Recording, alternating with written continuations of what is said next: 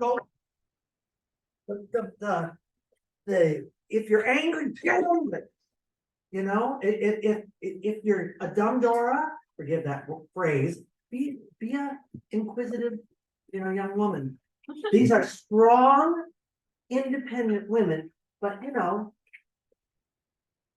from the 40s, 50s, 60s, 70s, 80s, and 90s, personalities change. Yeah. That's kind of the idea too, is to take her in the 90s and don't get hung up on archetypes in this at all. But show how she becomes maybe more buttoned up, more as we go back. And kind of that makes sense. There was something else I was going to say. All right, here we go. We're going to start on page 8. Everything in yellow, Tim will read. Sentinel, Scene 1, December 19th, 1999. The break. Maeve is heard in the black. Testing.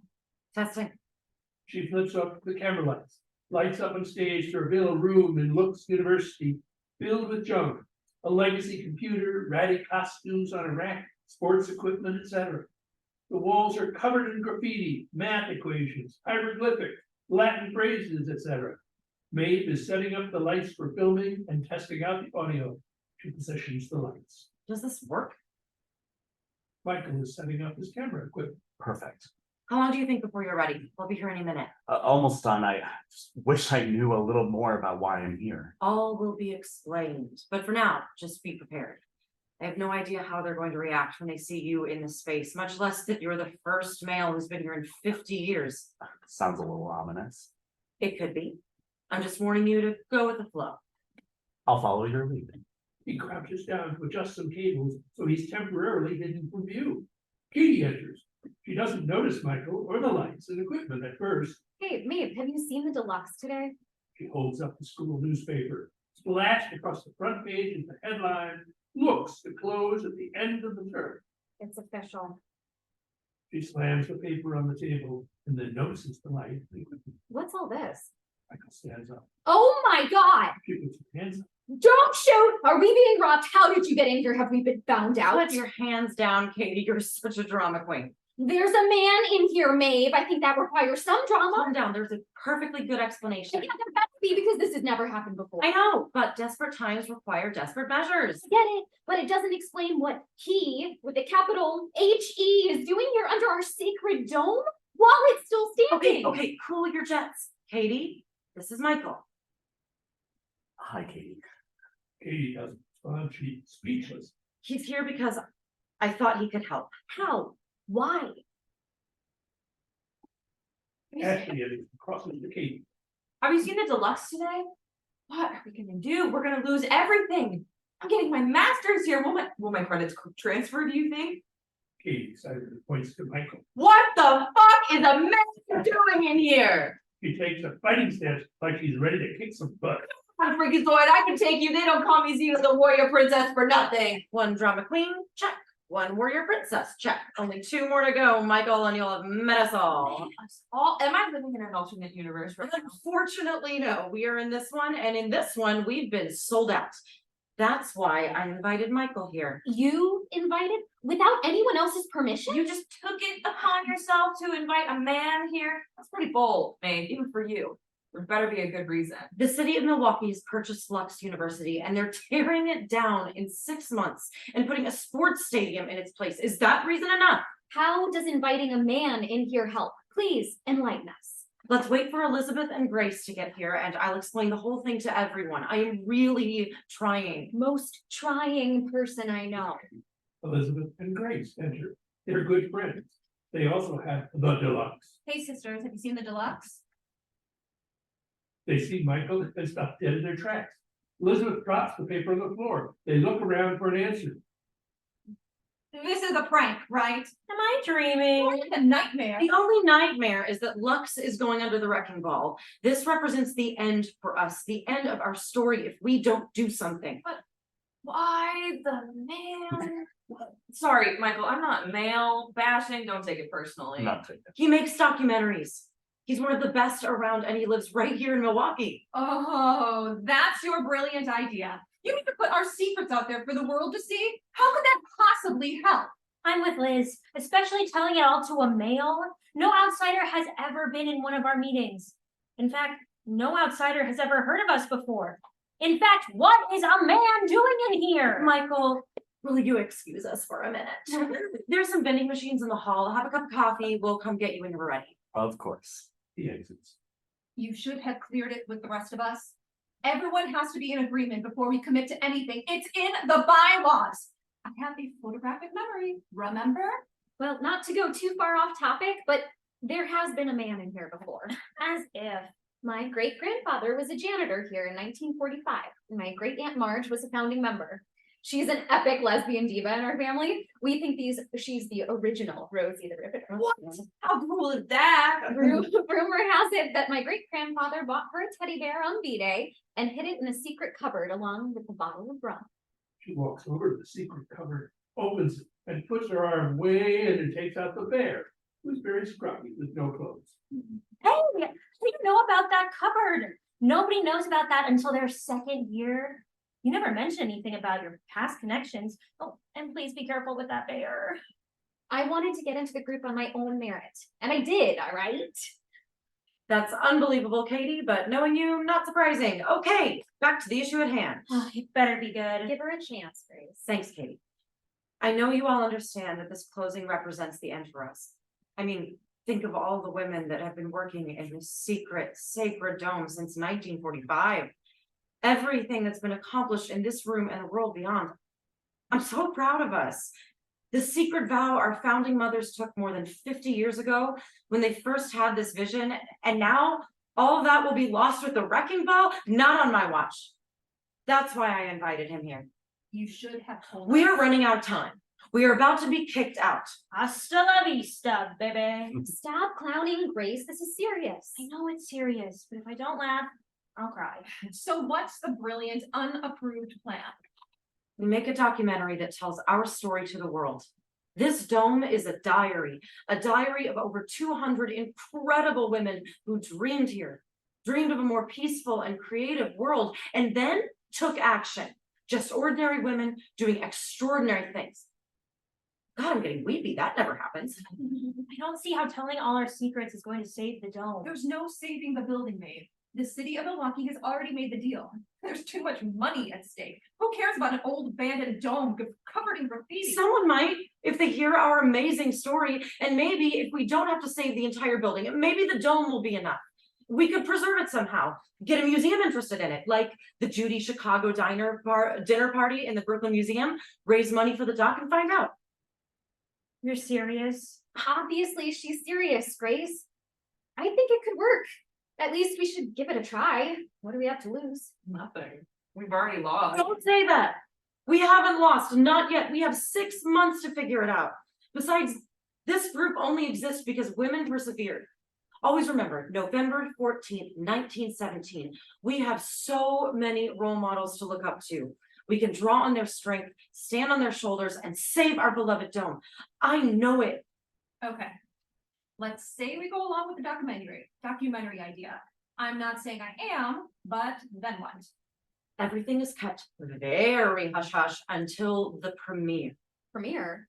Yes, all the PR will be about an on-campus female secret society that has been operating anonymously out of the condemned Lux University dome since 1945. I'm a scientist, and I'm not sure I like the odds, but I'm willing to consider it. Thanks, Liz. That is something. Grace, what does your medical intuition say? Well, I'm not 100% sold on trusting it all to a man. It seems like we don't have much choice. He really is very good. I'm a fan. I honestly couldn't believe our luck when I found out he actually lives in Milwaukee. It sounds like we have come to an agreement. I move that Maeve's proposal to create a documentary about the history, or should I say, herstory of the dome at Lux University be approved. All in favor? I Hi. Opposed? Not opposed, but please record my reservations. As a scientist? As a scientist. Motion carried. Wonderful. Thank you for trusting me. No, we trust you. Just not sure about him.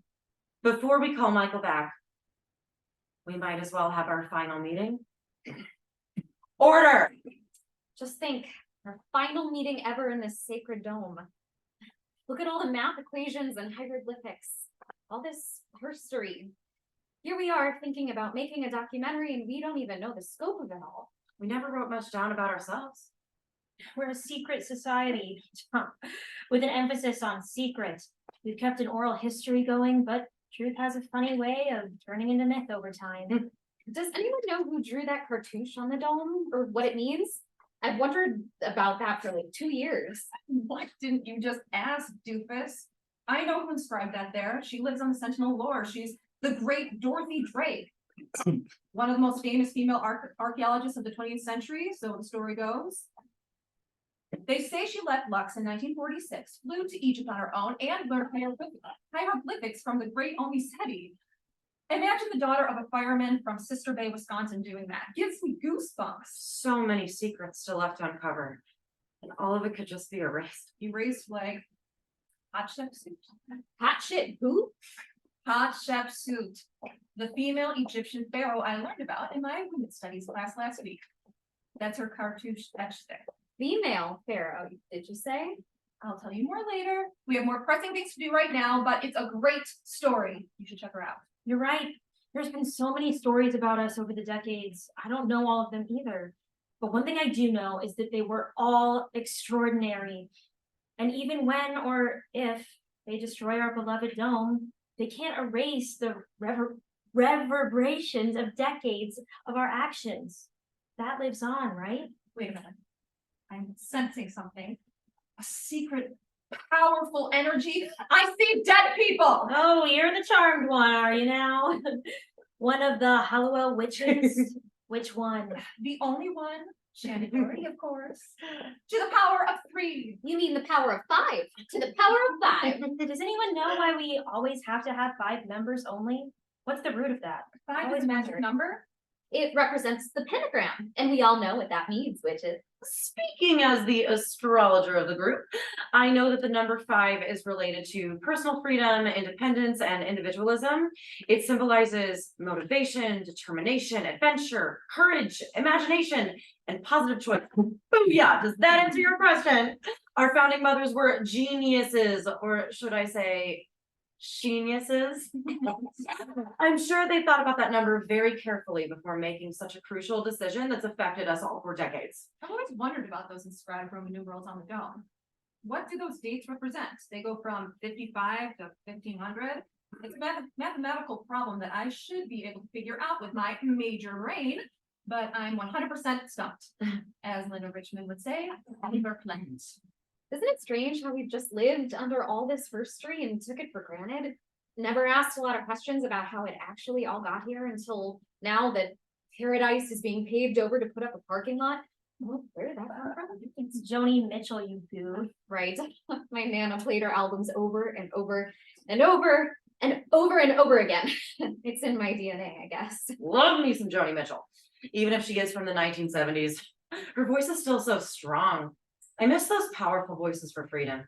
I mean, I love Whitney Houston and the Bangles, but I know what you're going to say. It feels like it's all slipping away somehow with the dome. it felt like we were almost winning for a minute there. Moving forward, maybe even giving a woman as president someday. But every time we seem to get close to real power, we're branded bitches these days. We've gone from kicking ass to showing our ass in 5 years. What happened? We've been officially bitchified, ladies. We didn't even know it was happening. Is bitchification even a word? It is now. I sure hope these new ones behind us will fight as hard as we have. I pray they have the heart for the long haul because the way things are going, it seems to be getting harder for us instead of easier. We are the 3rd wave for pace's sake. Will there be a 4th? I'm not sure anymore. Don't be cynical, Katie. Of course there will. I hope you're right. I would hate to think that all this effort didn't get us very far. Do we know if any women's teams will even play in that stupid sports arena, let alone get equal pay? I'm sure all those men are making lots of money. Maybe Y2K will shut the whole thing down at the stroke of midnight. That would be sweet. Okay. I'm going to go get Michael. Be back in a sec. Yeah, I wish everything would stay the same. My Nana always says, the only thing you can count on is change. I hate change. My Nana would also say, you're too young to see that. Ashley Edwards, Michael. Okay, ladies, any questions for Michael before we get underway? Oh, yes, I have a few questions. Why exactly are you willing to take on this project? It sounded vague, but interesting. I have to admit, I was intrigued. Oh, it's much more than just interesting. Liz, What? To my credit, I have a daughter at Princeton. She's a double major in biology and physics. She's your age. And she is, if I may say so myself, a da bomb. does your daughter know you're using language like that? I am a total embarrassment to her. My bad. Now that we've all agreed to let you film our story, Michael, we just have a few more questions. Anything. Are you willing to swear to secrecy, at least until the premiere, or until we go public? Not sure exactly what I'm swearing to, but yes. No murders involved, I hope. No murders, but plenty of information that no one knows except us, the five of us sitting here. We're asking you to keep our secrets until the documentary is presented. Do you swear? Of course. I mean, yes. My lips are sealed. You can trust me. You don't have a choice but to trust you. Do you like puzzles, Michael? I do. Probably why I'm a documentarian. Okay. What do the polio vaccine, putting a man on the moon, the first woman elected head of a Muslim state, and the first Black woman to sing at the Metropolitan Opera have in common? Got me there. None of these events would have happened without this room and the women who have spent time in it. This room is living history. Only no one knows it. It all sounds so mysterious. It is mysterious and magical. It's never been told, and we feel this might be our last chance to tell it. We are gifting you our story.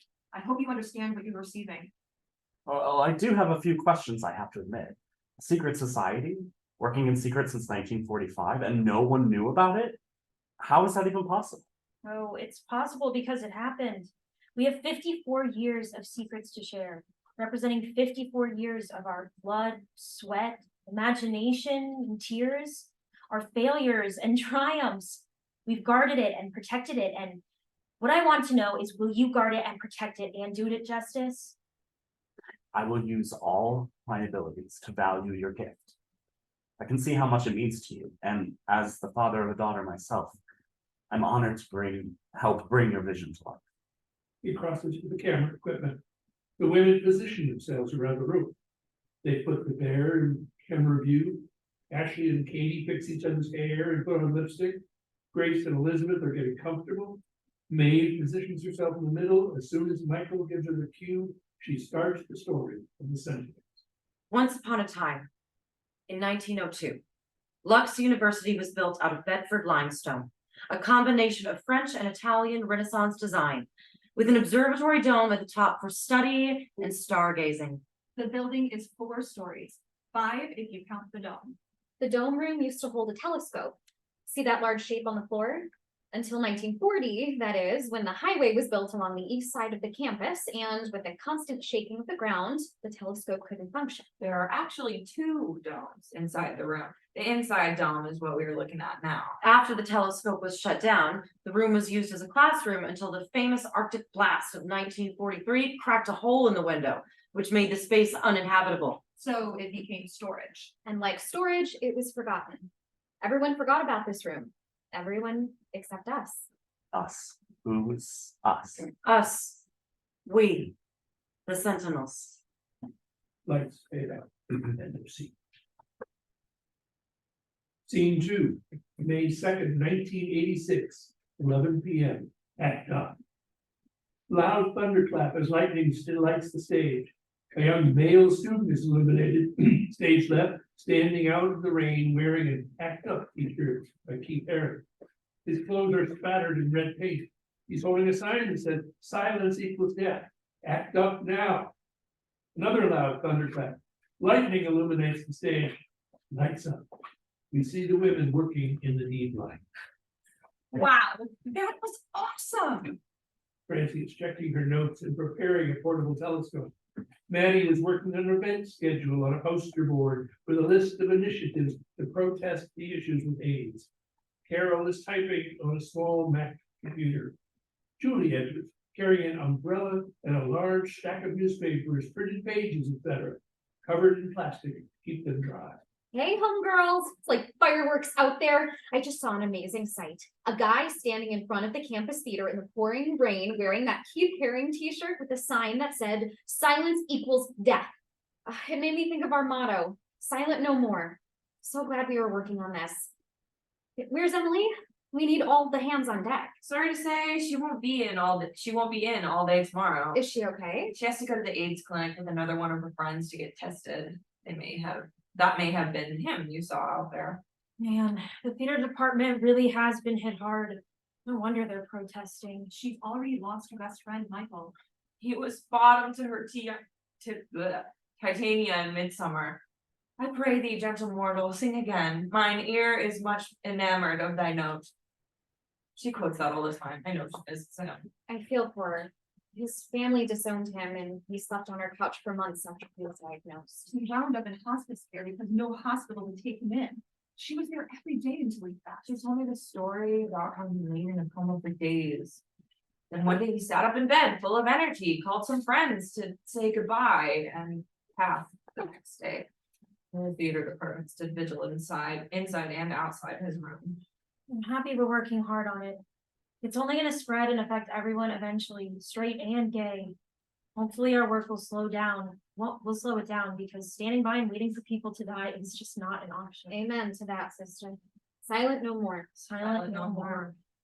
We should get our meeting started. It's 1 a.m. Carol, do you have the copies of the minutes for everyone? Of course, Madam President, I'm the secretary. Okay, Ms. Secretary. You all know the drill. Take a minute to read them, someone approve them, then rip them up. Is all this secrecy really necessary after all these years? Yes, because as soon as the outside world finds out about us and what we're doing, they'll find a way to tear it all down and trivialize it somehow. I motion that the May 2nd, 1986 minutes be approved. All in favor? Aye. Opposed? May minutes approved. They all automatically rip out the copy, except one that Julie keeps for the records. The meeting is called to order. Maddie, I know you're knocking your socks off as usual. Give us a recap of what's happening on the AIDS front. It's our #1 agenda item. Everyone's helping me get these flyers in for distribution tomorrow morning. There's a new group we're working with called Act Up, and these folks are serious. One of Emily's theater friends, Larry Kramer, actually started it. He wrote a play called The Normal Heart. This mess has been going on for 5 years already. I'm so proud that the Sentinels have jumped on board in such a radical way. It's time to act up, ladies. Oh, Lesbian Sisters have been acting up big time for a while now. It's been challenging because of the burnout and the grief, but we're not going to quit until we get action for our brothers. In fact, all of the Sentinels, past and present, have put their heart and soul into this crisis. We're working in labs, hospitals, churches. I know you've heard of Bishop Yvette Butler. I love her. She called herself a womanist. That's who we're working for tonight. To the AIDS Coalition to unleash power.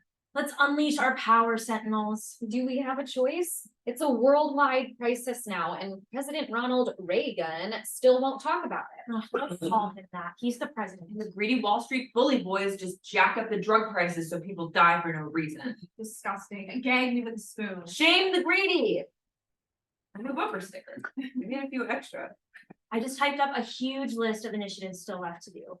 Side note, if anyone inside this room tells anyone outside this room that I can type 120 words per minute, you're gonna eat my shorts. Got it? Duh, I think that goes without saying. No telling how much trouble you would be in if that information got out. What, Francie? A little off topic, but I can't contain myself. I'm so amped for the big celestial event tonight. Please clarify a point, because I have $5 riding on it. Is it Haley or Hallie's comment? It's Hallie with 2 L's. I just have to figure out how to open the dome so I can see it through this portable telescope. Okay, back to the agenda. What's next? President Reagan just promised to nominate a woman to the Supreme Court. No way. Yes way. That's surprising. Usually the Gipper is so archaic in his vision of women. Barefoot and pregnant. He acts like he doesn't understand a word we say. I mean, anti-abortion was one of the main themes of his campaign. Yeah, but that was before he was president. His anti-feminist agenda isn't working for him now. He's upset. Thank goodness we seem to be making progress. Does he have any women in his cabinet? Elizabeth Dole. I knew that. I was just checking to see if you did. Maybe I'll cut him a little slack. She's she's actually not that bad, and she's a woman at the table. She's actually pretty great. I've been doing a lot of research and there are two women in my sights that we should definitely consider for recommendation. Sandra Day O'Connor and Ruth Bader Ginsburg. They're both fantastic and qualified. I mean, look at these clippings. She passes newspaper clippings around. They all take a moment to read. Where do they stand on Roe? They both support it. One's a Republican and one's a Democrat. Of course Does it make a difference? Of course it will. O'Connor is a moderate conservative and Ginsburg is a cautious liberal. Can't see Jesse Helms confirming a cautious liberal. As a matter of fact, I can't see him confirming a moderate conservative, especially a woman. Right. So we agree? It's Sandra Day O'Connor this go round. I think if we want a woman confirmed, we have to go the more moderate route. Like Betty Friedan recommends. Betty Friedan is out of step too. We need to kick the door open once and for all, and I, for one, am ready to do it. I've been working out at the Y. You should see how many women are taking classes in karate and self-defense. Hey, yeah! It's a karate movement. Whoa, whoa, Maddie-san. Mr. Miyagi says fighting always last answer to. Get up, stand up for your rights. We don't want to scare the boys too much. We're always waiting for the boys to catch up. This is why everything takes so damn long. Hold up, ladies, I'm getting something. The spirits of the dome are speaking in my ear. Yes. Yes. They want me to tell you that Ruth Bader Ginsburg will get her chance someday, but not today. This is Sandra's day, O'Connor, that is. Thank you. May the force be with you as well. Space Cadet, you seem sure of that prediction, Francie. I prefer an informed decision over woo. How can you possibly know that? Because I'm a Sentinel, and trust me, the Sentinels will make it happen. RBG will see her day in court. Yes. I see. They also want me to tell you that Justice O'Connor may be the first, but someday there will be way more than just one. Sounds like more woo-woo to me, Francie. Oh, Speaking of Justice O'Connor, you know we have a Sentinel in the White House right now, working as Nancy Reagan's chief of staff. I heard she went from Lux straight to the White House. How did she manage that? I usually take years to trust. Well, first, she's a Sentinel, and second, she has a master's in astrophysics. And If she was here now, she probably knows how to open the dome. And she's also a master astrologer. That's how she paid her way through Lux. Anyway, besides being her chief of staff, the story goes that she does astrological readings for the first lady, and she's really taken with it. They say the country is following her predictions right now. There's a lot more than that silly rumor, but Mrs. Reagan trusts her and she does have her ear. Some girls have all the luck. not sure I'd call working in Reagan's White House lucky, but we have a Sentinel there. We should definitely take advantage of our connection. I've heard she wasn't sure she wanted the job, but she wanted to be close to the table. That's the mission, even if we have to compromise sometimes. I guess. Infiltrate like Julia McWilliams, the last promise of the vow.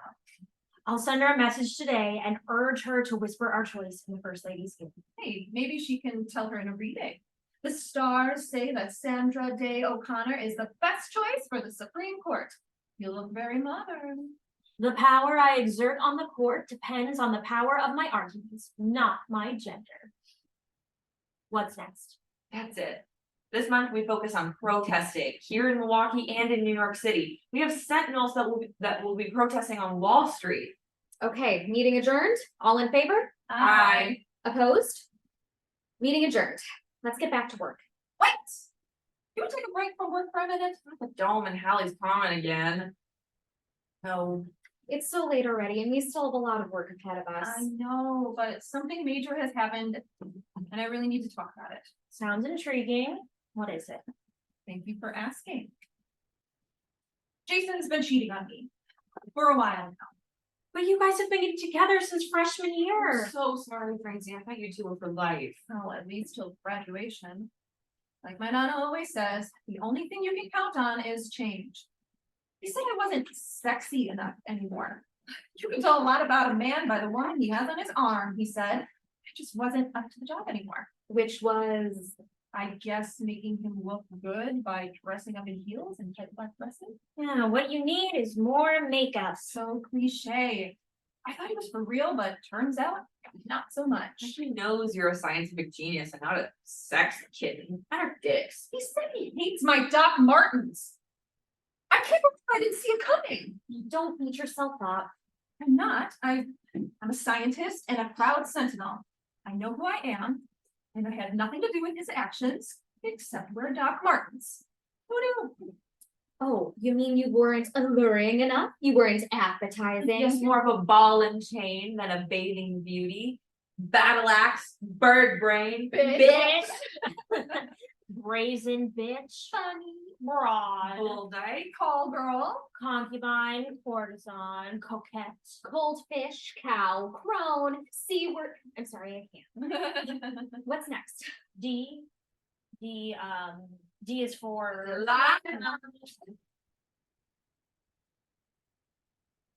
Oh, sorry, fallen, femme fatale, Flirt. Floozy. Glamour girl. Gold digger.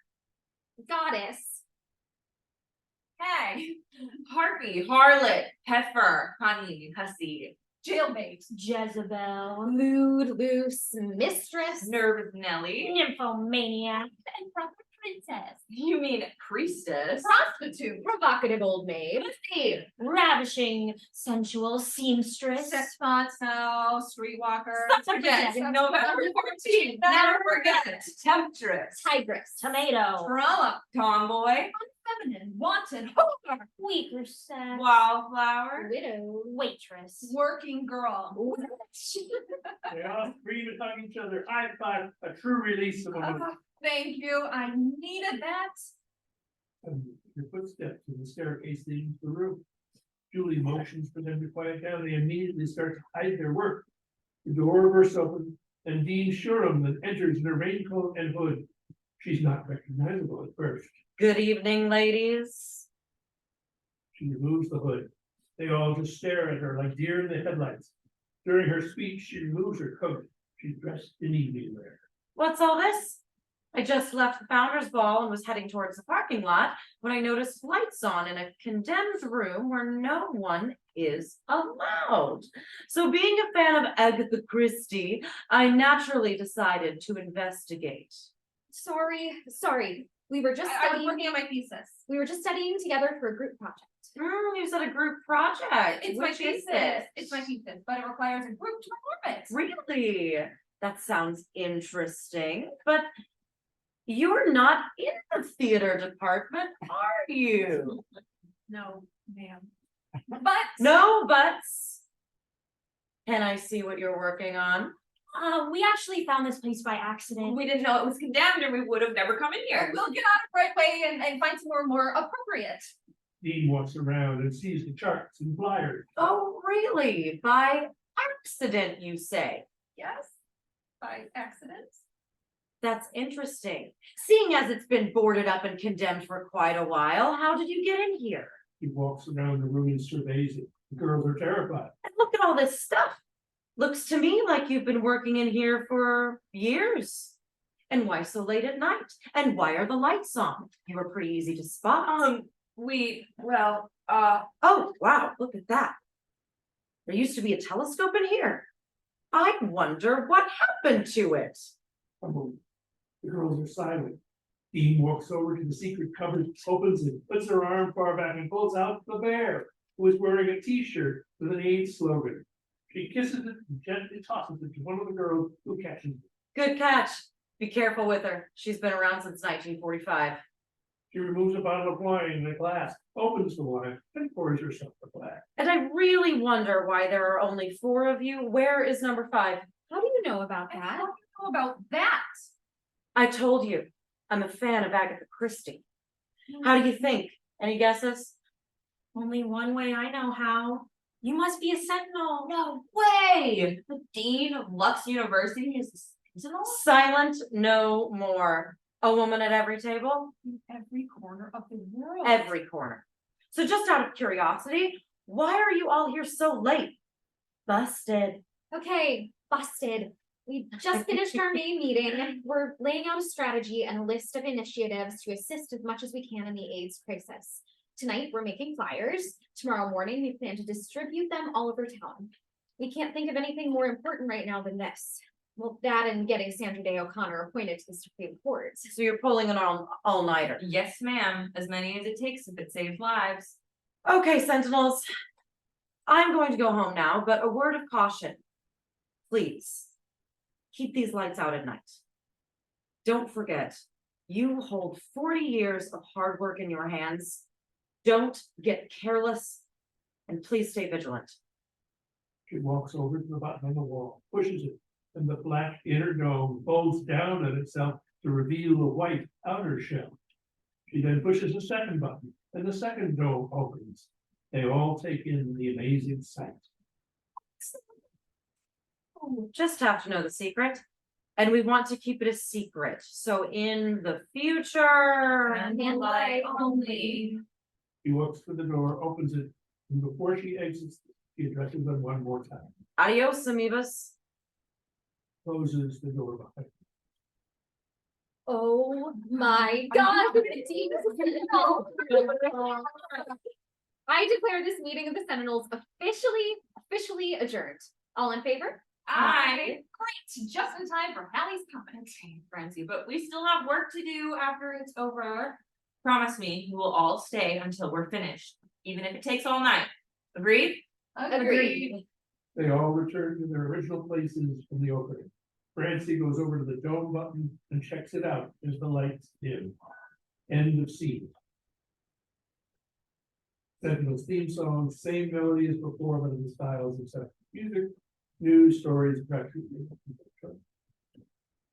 Okay. Scene 3, January 12, 1973. Free at last.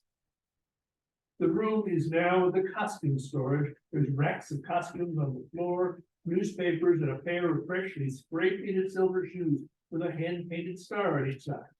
The Sentinels, Lauren, Gladys, Beverly, and Marilyn, are heard off stage celebrating the passage of Roe versus Wade. Men, their rights and nothing more. He stumbles on as a group with their arms and nods at each other laughing. Lauren carries a champagne bottle. They're all a bit tipsy. Heather enters last, not as quite as jovial as the rest. Women, their rights and nothing less. Freedom is never given, it is won. And women won. For once, choice is the law of the land, and there will never be another illegal back alley abortion in these United States again. What a glorious time to be alive. To Roe v. Wade. To Roe v. Wade. Peace, love, and rock and roll, you scientific hippies. Excuse me, Lauren, I am not a hippie. Okay, frat girl, take a chill pill. Heather crosses up stage and sets up a table and chairs. Marilyn follows her. What's going on with you, Heather? Why so serious? I guess I still have feelings about it, that's all. Just don't feel like celebrating. I get it. That dream of a career and a house in the suburbs with the kids in the yard is you. You want it all. Nothing wrong with that, But it's gonna take some time adjusting to, that's all. I'm still that Catholic girl from Wawa, Tucson, Wisconsin. Roe doesn't mean you have to change who you are. All it means is that women have a safe choice if they need one. As a med student, you should appreciate that. Don't tell me how to think or how I should feel. We're not the same in that way. Hell, if they would leave it in the hands of the midwives and stop blowing everything out of proportion, the problem would certainly decrease, which is what they want, right? No, they want it to cease. Never going to happen. There will always be a need. We'll just be forced back into the dangerous shadows again. Women will die, but it won't stop. And that is the plain truth. Hey, Margaret Chase Smith was just defeated in her Senate re-election bid. First time in 24 years, there are no women in the US Senate. One step forward, 3 steps back. There's so much still to do, Sentinels. Got that right, Gladys. Besides, safety is all it's really about. Safe and legal is the mission. Right on, and we've worked tirelessly to accomplish this. Put ourselves in danger, risk friendships and family members, even our religion. Why? Because women's rights are human rights. Oh, look, who left these far-out shoes here? Oh, I love them. But better not touch. In case someone from the theater department realizes we are here too. Beverly crosses up stage and joins her to admire the shoes. They have a private moment while the others continue to chat and celebrate. Okay. You look a little down too, Bev. The period is like, damn, I'm totally freaking out. Probably just hormonal imbalance. Here, give me a hug. Gonna take more than a hug, I'm afraid, but thanks, Gladys. You're a good friend. I'm here for you, no matter what. Sisters in good times and bad. Sisters. This is only the beginning of our independence, Sentinels. To independence. Only the beginning is right.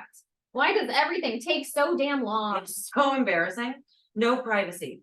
Just last week, I went to the campus doctor's office with a friend to find out her results.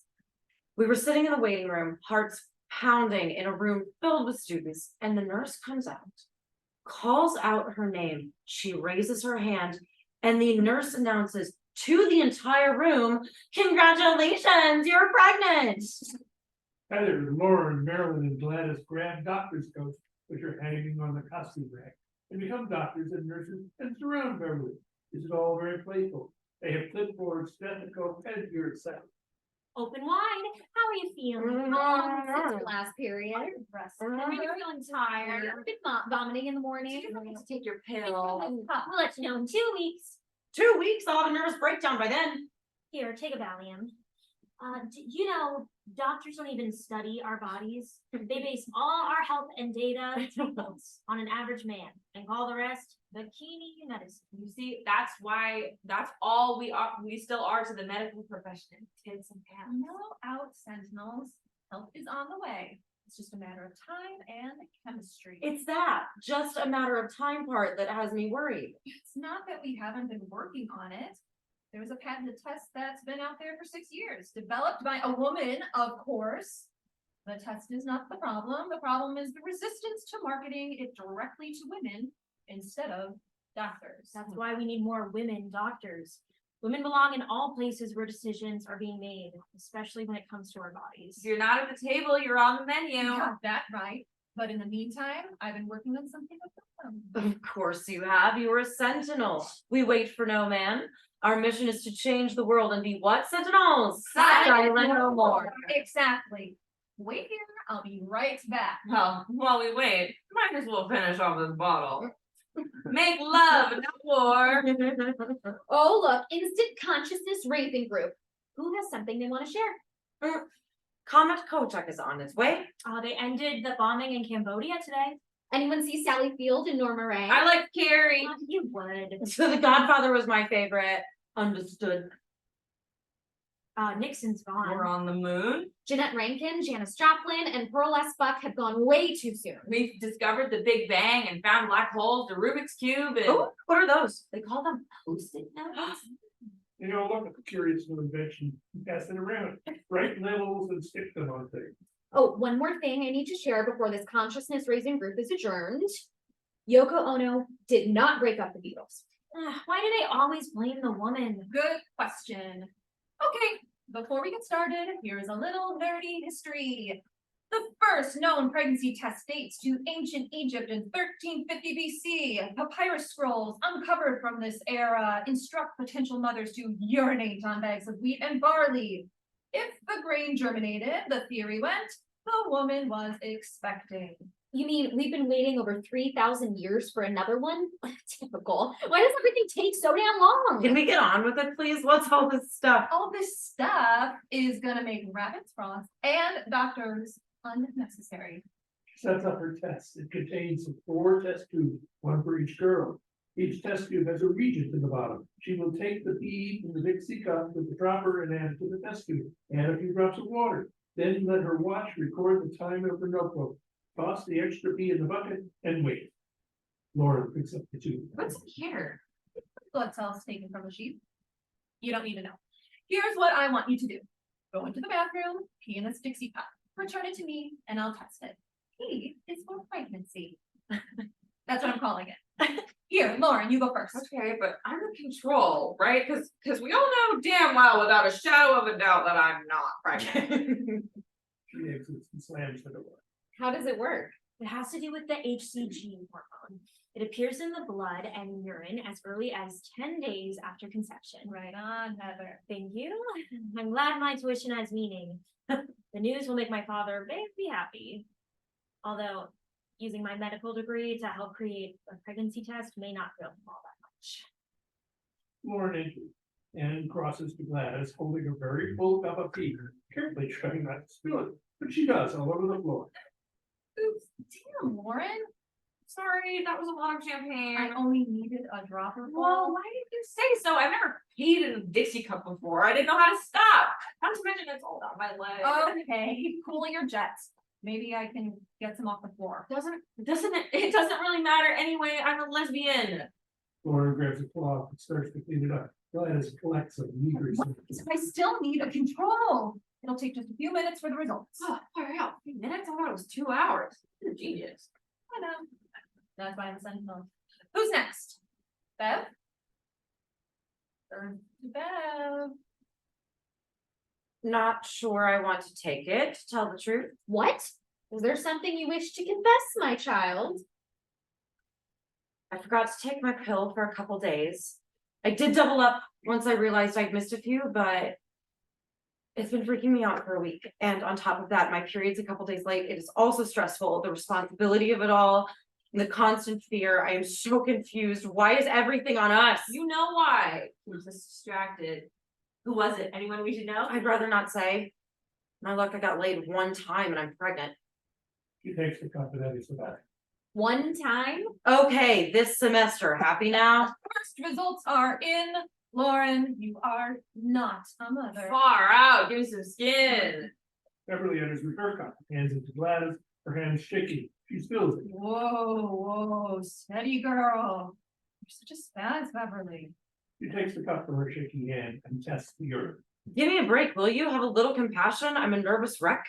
By the way, I've got an extra ticket to the Sonny and Cher concert tonight if anyone has time to join me. I sincerely hope I will be able to enjoy myself, Gladys. Man, Cher is a badass. Are we sure she's not a sentinel? She's a natural born sentinel. She's changing the world. They already call her a goddess. I bet she'll still be performing in 50 years in the same outfits. Ugh, I just can't imagine Cher as an old lady ever. Okay, Marilyn, it's your turn. Groovy. Takes the cup and exits without. And try not to fill it so full, please. Okay, don't go bananas. Unlike some others I know, I know how to pee in a Dixie cup. Okay, Heather, your turn. No need. Trust me. Lauren is your control. You only need one. I'm picky is all. And I'm still that cautious Catholic girl from Wisconsin. I got pregnant, my life would be over because my father would kill me. My mother would disown me. Oh God, not to mention the nuns. Damn, Heather, I feel so loosey-goosey. Please don't on my account. It's just slim pickings in the pre-med department this semester. What, no dreamy Ellen Alda lookalikes? No Hawkeyes? No Trapper Johns? Oh, Beverly. What? Congratulations. Are you kidding me? You're a terrible person, Gladys. Here it is, but I'm wondering why it looks different. It's like rody color and it's bubbly. What could that mean? Did I have some disease I didn't know about? It's probably just too much champagne. Champagne is bubbly. That grody color and that foamy urine is not the champagne. You only need one thing, Swine flu? pregnancy. Wait, what? No way. I used the pill and a diaphragm, double protection. It can still happen. Nothing is 100% guaranteed. Not yet, anyway. 9 in 100 still get pregnant. Marilyn slowly sinks down into a chair, buries her head in her hands, considering the consequences. The other girls gather around. So I'm the unlucky one? The 2% of the 98% success rating? Are you sure that stupid little homemade science project of yours is correct? You better be, because you are seriously fucking with my head right now. Okay, don't have a cow. I'm not having a cow, I'm having a baby, apparently. No. It's a psych, right? Very funny, Gladys. Sorry, my work is very accurate. Sorry? Who the hell are you anyway? Some medieval piss prophet? There are no children in this artistic dream, at least not now. And besides, artists are horrible parents. It's a known fact. I'm on my way to New York City after graduation. I have a scholarship to study with Stella Adler, the greatest acting teacher in the world. Do you have any idea how difficult that was? I was chosen out of hundreds of talented applicants, mostly male. I'm going to carve my own path. I owe it to my gender. You're such a free spirit, Marilyn. I envy you sometimes. Have you ever thought about the fact that our generation is a generation of firsts? We don't even have to get married anymore if we don't want to. Shit, a lot of my friends are going to sperm banks to have a kid. It's 1973 and we've got the pill, the education, the vision, the hunger, and now we've got Roe v. Wade. Freedom is never given, it is won. I'm so inspired by all the radical women who push the envelope for the rest of us. The ones who put their bodies on the line. Here's to Mary Wollstonecraft, Margaret Sanger, and Jane Addams. Shirley Chisholm for president. How could I possibly stop and have a kid right now? You could. It would change your life and send you in a completely new direction, but that might not be a bad thing. Or you could take time out to have it and put it up for adoption. I could. Those are certainly options. Holy mother of God, my hormones are running wild. I hate hormones. All this emotion just gets in the way. She crosses up to the secret cupboard, opens it, and puts her arm way in and pulls out the bear, who's dressed like a hippie. She hugs her for comfort like a little girl. She puts her hand back in and brings out a bottle of cheap wine with a screw top and a clear glass ashtray with 2 joints rolled up and a leg. I put those there. How did I know I was going to need them? She takes one, lights, takes a puff, and passes it on. She opens the wine, takes a swig, and passes it. From this point on, the women are getting quite tipsy. I don't get what the big deal is. We're surrounded by violence, wars, napalm bombs, the killing of living children on the mass scale every single day. So why all the fuss over an abortion? Religion acts as if it's about saving life, but it's really about controlling us. I heard a good word today. Sovereignty. Sovereignty. Yeah. Supreme authority over oneself. Sovereignty. I'm 22. I'm an adult. It's my call. It's personal. I decide who I birth and when. Some things happen for a reason. Seriously, Heather?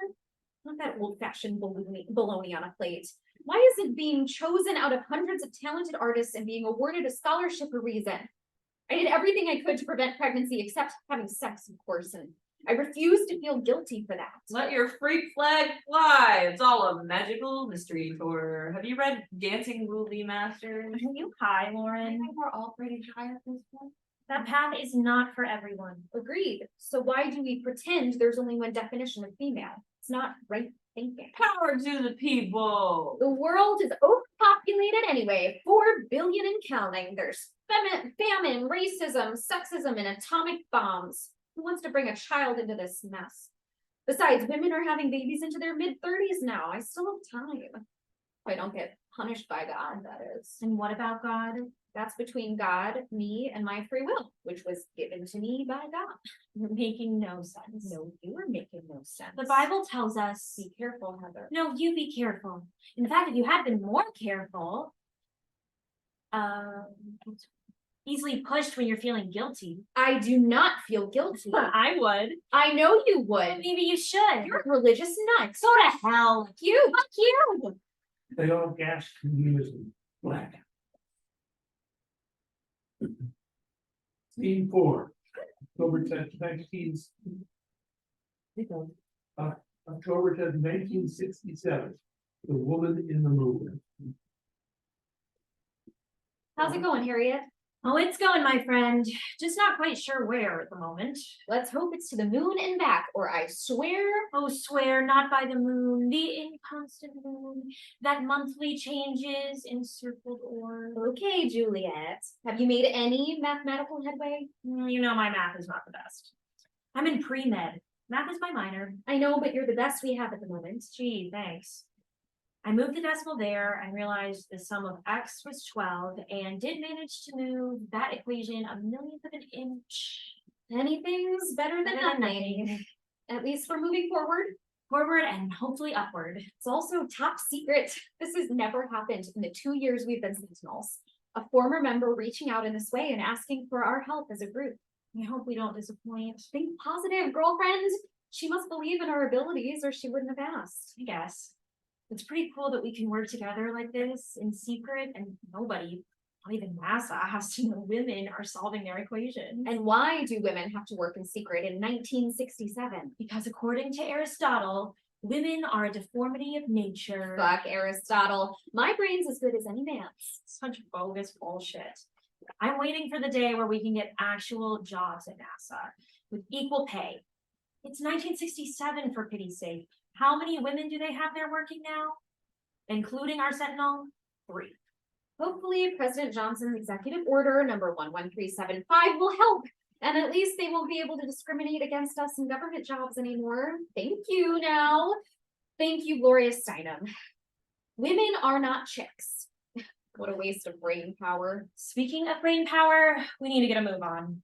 We're really under the gun to get this last part of the equation completed, so Apollo and those hunky astronauts can safely land on the moon. God damn, did I just say the moon? What a great time to be alive. I think it might have been easier if we had the whole equation instead of just this one section. The moon is waiting after all. Why doesn't the moon shave? Because it waxes. Oh, what a great new invention that is. Have you tried it yet?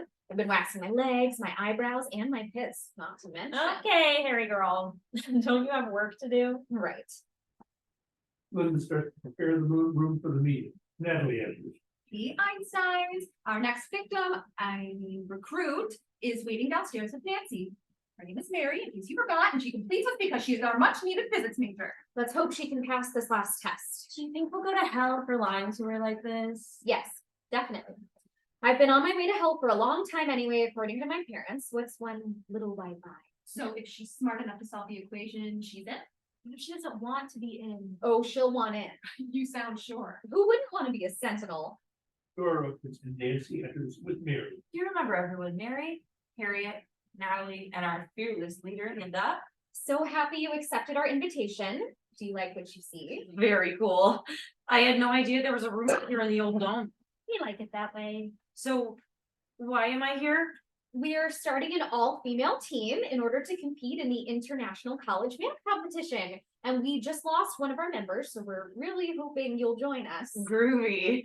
But why me? I'm a physics major. I mean, I'm good at math, but physics is my true talent. Oh, and she's humble too. Einstein was a physicist and he did math. He was a genius physicist, but his math was not his strong point. Einstein was more of a poet. He had to hire mathematicians to help him out. Luckily for you, I'm a double major and good in both. Oh my God, she is so hot. Really? I'm gonna will you? Double major, great, because we have this equation we hope you might be able to help us solve. Oh, wow. Yes, I understand why you thought I might be able to help. This involves a real world problem. Okay, you have my attention. That's it. I admit it. I'm stuck. Total bummer. Oh. Don't mind the dramatics, Mary. Harriet is a bit of a scientific drama queen.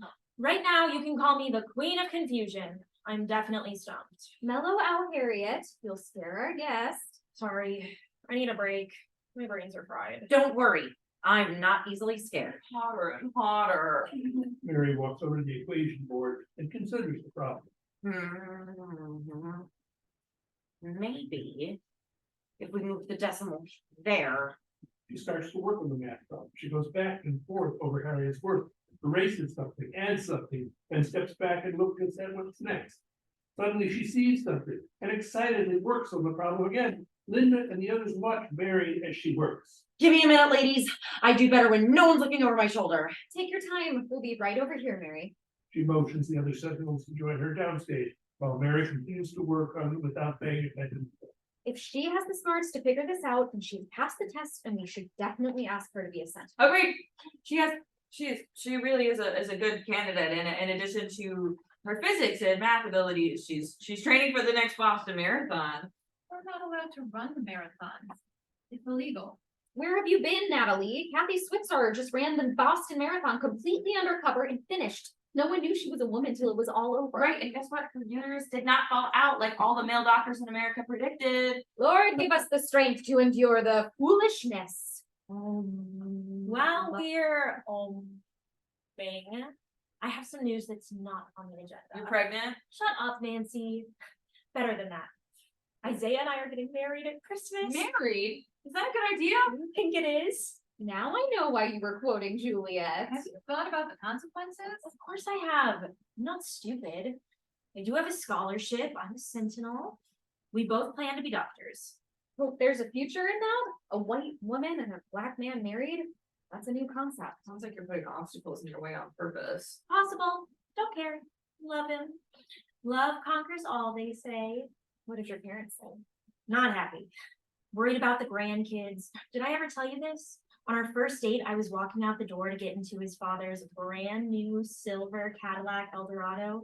She put her hand on my shoulder, turned me around, looked me straight into my eyes with this stern, focused stare I had never seen before, and said, shaking a finger in my face. I'm letting you go, but don't bring home any nappy-haired grandchildren. And in my 17-year-old brain, I thought, why does hair texture matter so much? Okay, that aside, why are you wasting your time on that old-fashioned institution called marriage? It's just a piece of paper. It will only distract you from the mission. I'm in love, Nancy, and I'm not throwing the baby out with the bathwater, even if it is 1967. You're all invited. It's at the campus chapel. Details to come. And besides, have you been in love lately? Love ain't easy, not in my circles anyway. Britain just passed the Sexual Offenses Act, which partially decriminalizes homosexual love, so that should help, at least in Britain. I didn't know that. What do you know, Natalie? You're a great scientist, but for the rest, you could use some work. Don't read too much into that. I just wanted you to stop talking, which is a lot. You think she's not a feminist? Let's just hope she's smart. Finished. That's the courage and studies the wall. Out of sight, you did it. Well, actually, we did it. Most of the work was done before I came in the room. I just made a few changes to the proof and then the ending became clear. Is somebody going to tell me what this is all about? Why I was really invited here? And what is a top secret NASA proof doing on this wall? Okay, Mary, it's time we came clean. You're right. I lied. About what? About the math competition thingy. But this is way cooler than any competition thingy. Way cooler. Way cooler. All right already. I thought I knew what was real, but I'm beginning to doubt my own senses. What do you say, ladies? Should we enlighten her with the truth? You've heard of male secret societies like Skull and Crossbones at Yale, or Sphinx at Dartmouth, Ivy Club at Harvard, and my favorite, Gimgol at North Carolina. And how they're so successful at recruiting world leaders. Heard of them, but don't know much about them really. A bunch of mostly wealthy young white men helping each other up the food chain. Exactly. Well, what if there was a secret society set up on similar principles only for women? All inclusive, all on scholarships from all scientific and artistic fields. How do you feel about that? A bit stunned, to tell you the truth. Excited. Never heard of such a thing. Or is this just another lie to get me to solve another one of your problems? No way. We're for real. We've been in existence since 1945, working out of this old sacred dome in secret. We call ourselves the Sentinels. And our mission is to make sure there is a woman at every important decision-making table on the planet. Our motto, Silent no more. We're always 5 in number, and that changes every 2 years as we earn our master's degree and move out into the world. This year, we lost a Sentinel. Her name was Rosemary, and she dropped out to go work for Bobby Kennedy's presidential campaign. So now we find ourselves with an opening, and we think you would be a perfect fit, and we want to ask you if you would join our ranks. Why me? Because obviously you have what it takes. Oh, I see. This was a test. please forgive us, but we had to know if you had the talent to be one of us, and apparently you do. I mean, even I was stumped, and that never happens. Well, hardly ever. So what do you say? You would really be an asset to the group. Well, you did lie to me, but yes, it would be an honor. Great, because we are in such a hurry to get this completed proof to our sister Sentinel at NASA. We need to get you in as soon as possible. Let the ceremony begin. Now? Right now. Where's the sash? Nancy locates it, places it over Mary's head. Our colors are white for goodness, purple for dignity, green for hope. Our motto is silent no more. Our pledge, raise your right hand and repeat after me. Speak up, dream big, disagree, act courageously, and infiltrate. Speak up, dream big, disagree, act courageously, and infiltrate. Infiltrate, yes. We want a woman anywhere in the world important decisions are being made. Sounds good to me. When do I start? You already have. Thanks for that. I know our sister at NASA will be forever grateful, and so will our astronauts. Welcome to the Sentinels. There's just one last thing to do. She runs up to the second level as everyone watches. She writes, "It took a group of women to put a man on the moon. This is not revealed until the final scene, but blackened. End of scene." In stage business, a male reporter entered, dressed in 1952 style with cigar in his mouth. He watches the news projections and takes notes. The last story projected is about the Russians. He makes it very thankless. Scene 5, Sunday, December 11th, 1952. Sequence. It's just before midnight. In the dark, we hear the women quietly singing Deck the Hall. Okay, ready for some Christmas magic? Diana plugs in the small Christmas tree. The room is illuminated by the Christmas lights, but still dimly lit. The lights create a magical effect. Kathleen is putting up Christmas decorations with Diana, Carter, and Alice. The teddy bear is sitting on top of the tree where the star usually goes. She's wearing a Santa dress and hat.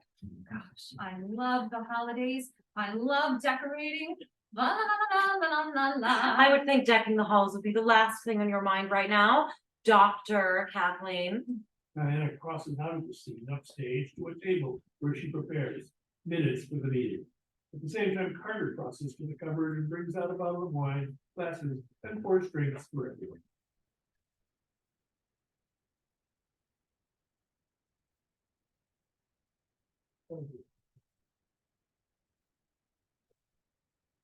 Carter? It says, I'm like, why? Oh, shoot, I highlighted all of that happens. Merry Christmas. Here's to you, Kath. Here's to getting your master's early and starting the doctoral program at Yale. Cheers. They all raise glasses to the toast to Kathleen. To Kathleen. Hey, maybe you could infiltrate Skull and Bones, find out what they're really doing in the dark. I'm gonna miss you all. This will be our last Christmas together. I'm feeling a little nostalgic. Oh, you'll get over it, trust me. You're moving on to what we all aspire to do. You're just doing it earlier than the rest of us. Genius. You mean we all consider ourselves geniuses, but you're a goddamn prodigy. You're both cruising for a bruising. It's true. You're everything a Sentinel is supposed to be. Not sure about everything. Now you're being modest. You got it made in the shade. The world better watch out. Besides all of you, I just hate having to leave my research team in the middle of our work. Polio vaccine, right? Right. I've been working on the lead research team, but there's something missing in the research. It's frustrating. We're so close. We've been hearing that the Russians may have information that could help us finish the vaccine, but with East-West tensions and communism scares everywhere, we aren't able to communicate with anyone in Moscow, and that has caused major delays with the research. And now I'm leaving, but so much still unresolved. Who needs the Russians? We can figure it out on our own. Don't be so sure, Carter. The Russian scientists are as eager as we are to find a cure. If only the greedy, power-hungry politicians would stay out of our way. People are people all over the world, and most of us are good, I say. The Russian people included. You're so goody two-shoes, Kathleen. All people are not good. I believe they are. It's power and greed that twists us all up and buries the simple truth in the weeds. You look like a beatnik. Now you sound like one. Dig it. I do. And you sound like a bit of a conformist. Those Russian scientists are humans working as hard as we are. Dig that. I don't trust them. Consider my quiet roommate and fellow Sentinel, Margaret, for instance. She's been pulling all-nighters for days, and last night she muttered something about Russians in her sleep. I mean, what's that about? No one knows who to trust anymore. What are you talking about? You're too smart to be listening to that paranoid propaganda. Beware the Red Menace. Oh, for heaven's sake. Margaret suddenly bursts into the room carrying a bag with a homemade ham radio. Look what I've got. A ham radio, where'd you get that? I made it. I've been pulling all-nighters for days trying to get it working. See what? Never mind her, Margaret. You're amazing. Thanks. This little ham radio is going to allow us to talk to Moscow. It's good because our dome room is so high, and by my calculations, in just a few minutes, we will be in alignment with the satellite that will allow us to connect with our fellow scientists. So awesome. How do you know details about a satellite? Why are you so interested in connecting us to Moscow all of a sudden? You're not even doing polio research. I knew with my skills I could help Kathleen and her team, so I did. Are you sure you're not a spy in the sky? Shit, sorry. Are you sure you're not a spy? You're looking scarier and scarier by the minute, Margaret. Stop joking around, you two. Who's joking? You were talking about Russians in your sleep last night and muttering something about remote viewing. Monitoring my dreams, were you? Now who's a spy? Don't change the subject, it looks suspicious. The only thing suspicious about it are your paranoid, suspicious minds. I hear Senator Joe McCarthy is putting something together you might enjoy. The House Un-American Activities Committee, you mean? Yeah, I've heard about it, and yes, I'm scared. We all have the hydrogen bomb now, including the Russians. Put a lid on that, Carter. From upstage, Diana, who's mostly silent, is angry and unintentionally knocks the ladder down and almost hits Kathleen. Hey. Diana moves to catch it and blurts out in Russian. Oh, я не ходил просить. The room was silent. Oh, God. Margaret isn't the secret Russian in the Sentinels. I am. Regalatza prostimania. They all react, look at each other, and talk with outrage, fear, and confusion. You're right, Carter. You don't know who you can trust. I knew I wasn't paranoid. Sorry, Mark. I was trying to make me feel a bit paranoid myself. I'm confused. How did we not know this? Secrets right under our noses, and not one of us saw it. I'm trying to remember everything I said to you in private. Make like a tree and leave Diana or whatever your name is. What a turkey. Wait. Wait, please. You have it all wrong. Oh, really? You're not a Russian? Yes, I'm Russian, Case closed. but I'm not a spy. Well, if you're not a spy, why are you here? To compromise our work? I would never, ever do anything to hurt any of you or the Sentinels. It hurts just knowing that you lied to us all this time, no matter what the reason. Is there a logical reason, Diana? Please tell us there is. I admit, I've been keeping secrets, but it's not what you think. Not sure I your promise. not sure your promises mean much now. I love the Sentinels. I love Lux. I love all of you. But I've been so afraid to tell you. What's what? Tell you that I'm Russian. And so are my parents and my grandparents. There's so much distrust and fear about us. I thought if the school found out I'd lose my scholarship. And that scholarship is everything. My whole family is relying on me and that scholarship. I meant no harm. Yeah, Let's hope you didn't do anything. We all have secrets. And anyone who says they don't is lying. Everyone lives 3 lives: public, private, and secret. I heard a quote in class today that really fits this moment.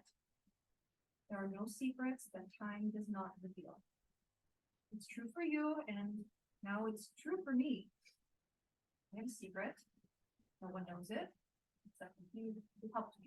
May I have a drum roll, please? But Alice, you're so Mickey Mouse. Be serious for once. Sorry, Kathleen, please go on.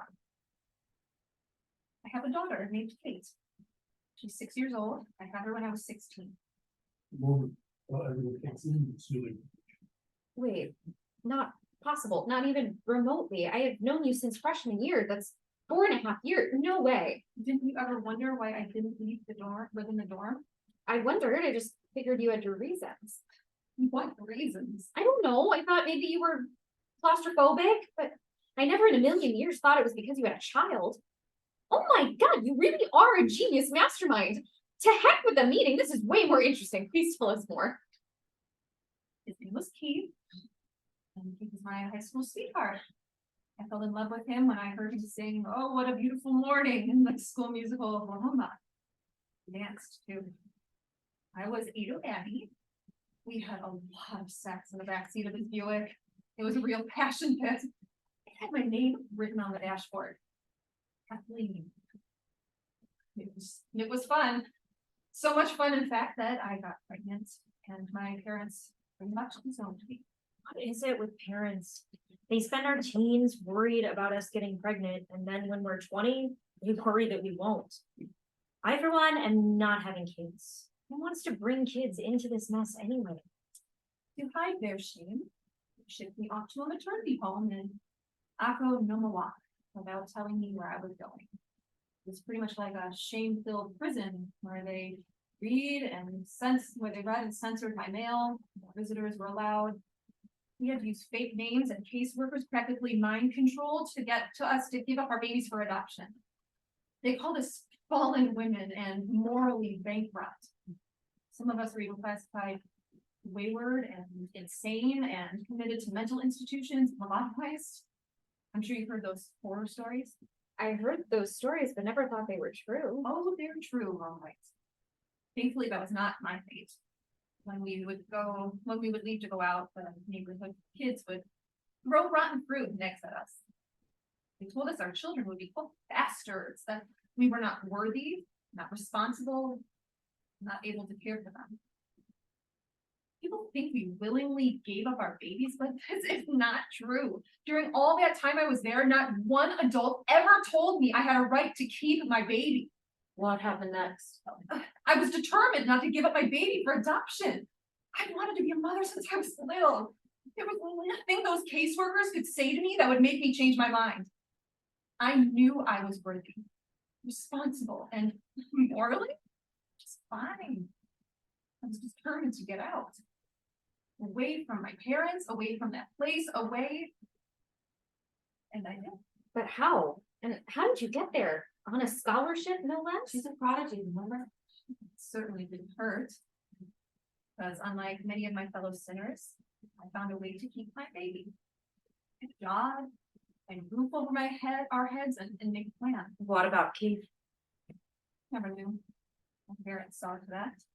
So how did you survive at 16 with a newborn? Well, as Tennessee Williams says, I relied on the kindness of strangers. I was friends with one of the girls in there, and like me, she wanted to keep her baby. I don't know how she did it, but she convinced her parents to come get her. That was my chance. She told them my plight, and they took pity on me, and I lived with them until I had my secret Didn't your parents come looking for you? baby. I don't know. I sure didn't want them to find me. When they low, in the next 2 years, I worked as a nanny. My employer let me bring Kate with me. I was able to get on my feet, have my own little place, finish high school, get a scholarship to Lux, and now I'm on my way to Yale. Should be angry you kept such a huge secret from us all this time, but I don't. I'm awfully proud of you. Thanks, Carter, but I didn't tell this story for that. I tell it to remind us to keep our eye on the ball and remember what's important. Diana is not unique in keeping secrets. In fact, I want to know your secrets, the terrible ones, the embarrassing ones, the ones you never told anyone. And don't pretend you don't have any. Alice, you go first. Okay. I'm a bit of a klepto. I like to steal small things from department stores like ornaments and lights. Margaret? I cheated on a homework assignment once. Only once? Funny, I had a devious strategy, and believe it or not, it worked. The homework was due that day, but it wasn't finished. I went to class anyway. The end of class, the professor told everyone to hand in their papers. I was sitting in the back, so he couldn't tell if I passed the paper up. I went home, finished the paper, and went back to the classroom later in the evening after classes were over and no one was around. I dropped the paper on the floor, stepped on it a few times to scuff it up, then left it outside the door and hoped some good Samaritan would find it in the morning and turn it in, thinking the prof had dropped it. And did you make the grade? Yep, got an A in Ethics 101. Carter? Charming. Okay. I've never said this out loud before. Anyway. Once upon a time, it was Christmas like now. My parents took me to a party at my uncle's house. There was always a lot of drinking on that side of the family. My mother didn't like a lot of my father's relatives anyway. It was getting late and loud, so we went upstairs to their bedroom to take a nap.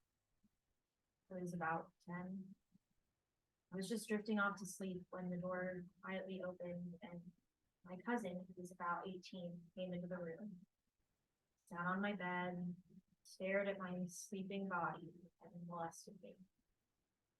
Up my pretty silver Christmas dress, found my little lacy red panties, large fingers probing.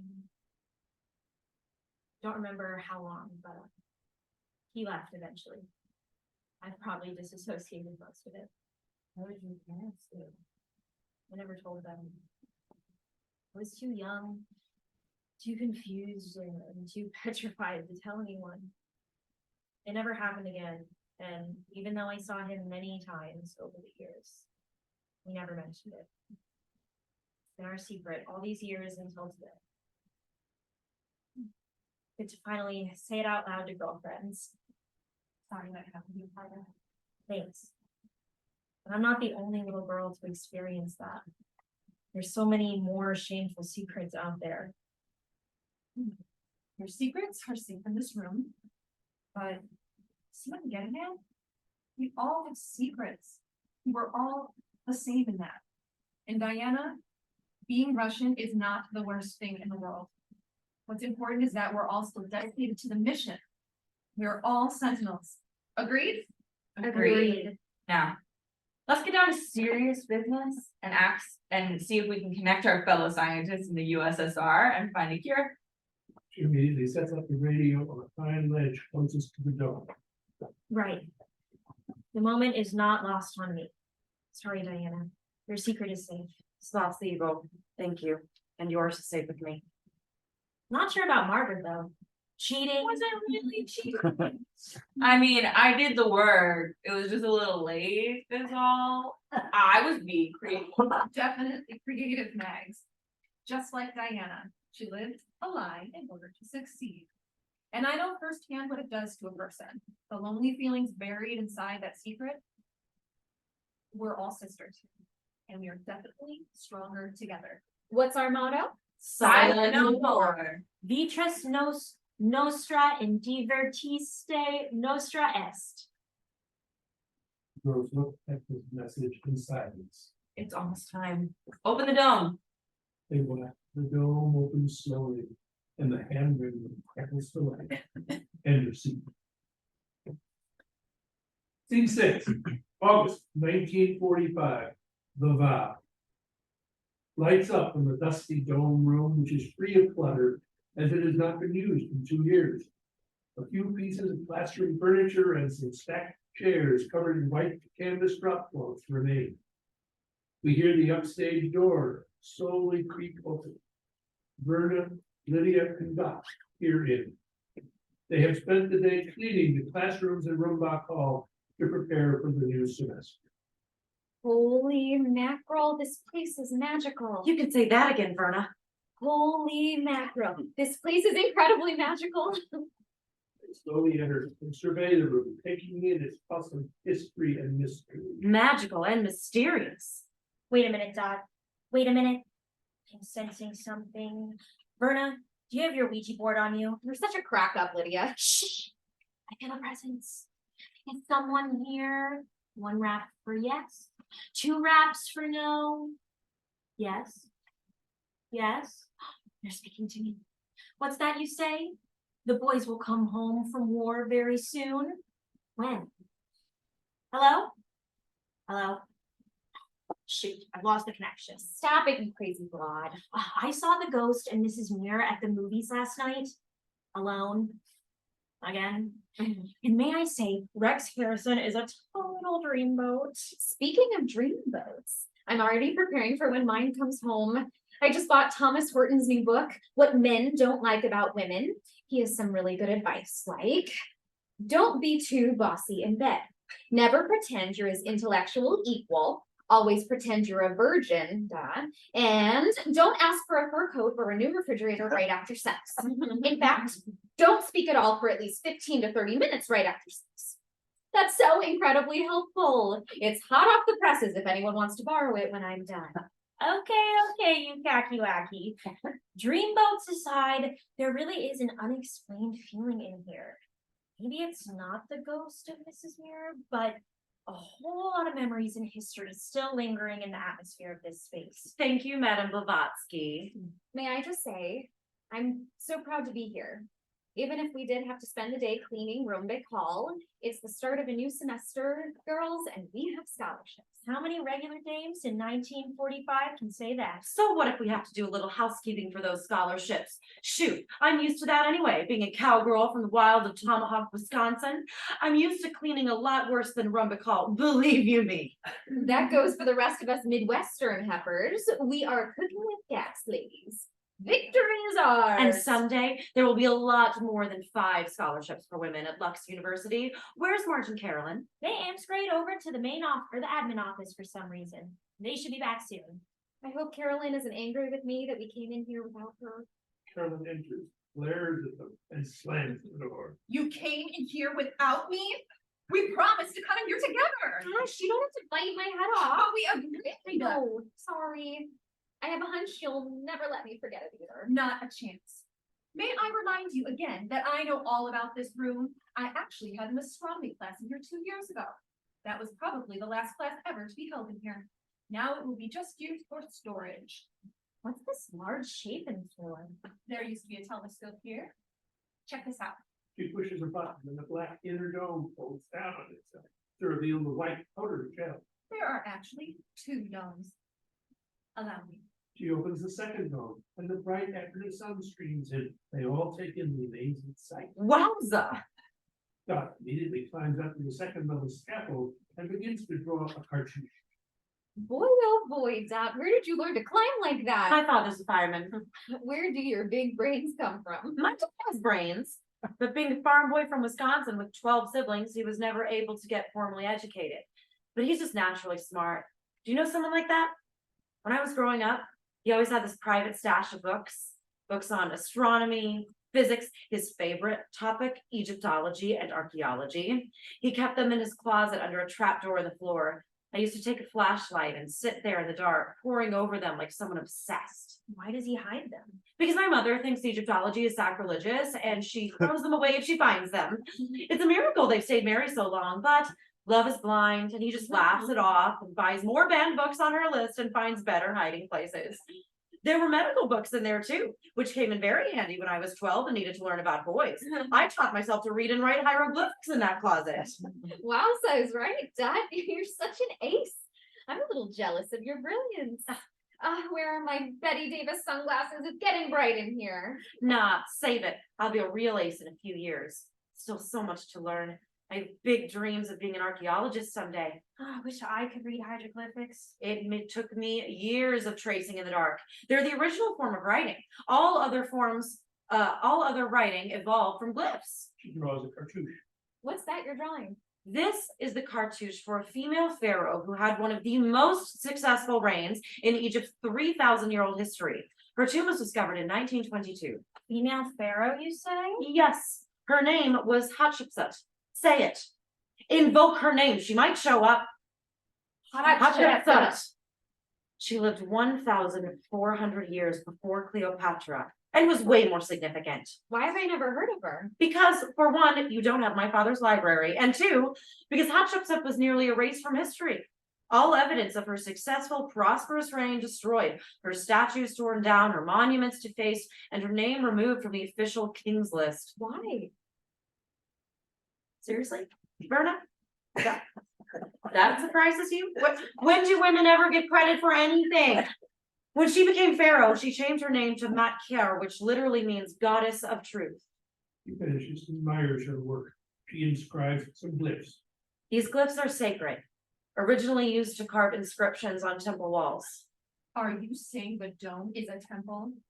She finishes the glyphs and comes down. Yes, I am officially christening it sacred. It will be our secret temple. It's ours, right? No one else knows about it except maybe the janitor. We can gather here late at night in secret with flashlights and strategize about the future. There's so much to look forward to. And now, Hatshepsut, Pharaoh of Egypt and goddess of truth, will always watch over us. Hatshepsut! Hatshepsut! Say, listen, I've already carved a cartouche on this dome, so why don't we all carve our initials in it and christen it properly? I've got my handy dandy Swiss Army knife, so we'll have to do it one by one. It's the night down. Throughout the scene, the girl goes up. 7 people. Oh, golly, before I forget, how was everyone's summer? I was dreaming of Egypt, but I spent the summer at home in the perfume department of Walworth. Have you tried Les Muses, madame? An eau de cologne that will inspire all the boys to go crazy for you? That sounds okay by me. And by the way, where are the boys? It's been 4 years already. I'll be an old maid before I get married. How is it possible that one evil man with one evil idea almost destroyed the entire world? This is why we need more women with degrees at the table making decisions. A woman's touch is what's needed, and I intend to put my fingerprints on everything I possibly can. You think the boys will let you? Let them try and stop me. Did you see Princess Elizabeth on the royal balcony celebrating V-Day in Europe? She's going to be queen someday. Think of that. A woman on the throne again. Speaking of Europe, I'm so relieved that some of our boys will be coming home soon. Marge bursts in, carrying the morning paper. Oh, they'll be coming home sooner than you think. Look, She holds up the headline, "Peace at last, Japan surrenders," is splashed across the top in big black letters. All the women spontaneously start screaming, hollering, hugging, dancing for joy. Victory, peace at last. The boys will be coming home. This is the day of days. Oh, I need a drink. Are you legal? I'm 20 and a half. close enough, it's V-Day. As a former Girl Scout of legal age, I am prepared. She pulls plastic cups, a bottle of Coke, opener, and streamers out of her purse. She crosses upstage to a hidden cupboard, opens it, and pulls her hand, puts her hand in, and finds a teddy bear. She kisses it, puts her hand in again, and locates a bottle of rum. She clucks back. The janitors, I'm sure he won't mind. He is my dad. Our secret is safe with him. She sings while she prepares the drink. If you ever go down Trinidad, they make you feel so very glad. Calypsos sing and make up rhyme. Guarantee you one real good fine time drinking rum and Coca-Cola. They all join in while Marge opens the Coke and pours out a drink for everyone. Once everyone is served, Marge turns on the radio, throws the streamers into the air, holds the teddy bear. They raise their glasses, clink, and swing it down. They start a conga line and dance around the stage with the teddy bear, cracking jokes. Okay, out of all the enemy leaders during World War II, who could run with the most speed? Mussolini, because he was the fascist. What did the Nazi do after World War II? To the war to end all wars for good this time. They continue to dance in pairs. We can, we will, we must. Marge flexes her arms, Rosie the Riveter. We can do it. We did. They can't deny us anymore. The country depended on us and we came through. We were the link that broke the chain that lived in the house that war built. Welders. Shipbuilders. Airplane mechanics, Engineers. Biologists. computer programmers. Frequency hopping. Thank you, Hattie Lamar. We found out we can do anything. We did things no one thought we could. We did the jobs they left behind, and everyone finally found out that mentally, emotionally, and physically, we are fit for scientific study. Amen, sisters. The grass is getting greener. We're beginning to save the lives. I'm going to book my passage to Egypt. Archaeology, here I come. One more semester and I am so out of here. I can see it now. Dot, adventurer, discoverer of new worlds. But you're a history major. I know, but I'm also hungry to get out of that dark closet and explore the world. The door is open a crack and I'm gonna run through it, come what may. I'm gonna get me a job in journalism. That's what I want. I'm a good writer and I want to write. They have to let us in. We're 3.8% of the workforce now and we ain't going back. We've earned our place. Don't know many women who are willingly going back to being housewives. I know I'm not. Now that I've had a taste of real independence. Nothing wrong with being a housewife. With a degree, of course. I didn't say there was anything wrong with it. Just wrong for me. Oh boy, now things can go back to being normal. Oh, I can start planning my wedding. Lydia, don't be so naive. How can anything ever go back to normal again? What's normal anyway? I mean, we just dropped an atomic bomb, for God's sakes, 140,000 dead in Hiroshima and another 74,000 dead in Nagasaki. Ground temperatures reached 4,000 degrees centigrade and radioactive rain poured down. Do you think things are going back to normal? Silence is the truth, sinks in. It won the war, didn't it? It won the war, but is it winning? Will we ever feel safe again? Oh, I'll feel safe again. As soon as my fella comes home and takes me in his arms. That's sweet, Lydia, but nuclear Armageddon is in our dreams now. It's gonna take a lot more than a hug from a man to make me feel safe again. I heard Einstein say if he had to do it over again, he would have become a plumber. Stop. I don't want to hear any more of that kind of talk. Even from Einstein. We did what had to be done, and I, for one, am grateful. The war is over, my baby boy is coming home, and I want my white dress made of parachute silk and tulle lace, my mother's veil, my house in the suburbs, and my 6.5 kids. 6 kids? I didn't know you were Catholic. I'm not Catholic. My mother died giving birth to me. It left a horrible hole in our family, and I want to make up for that.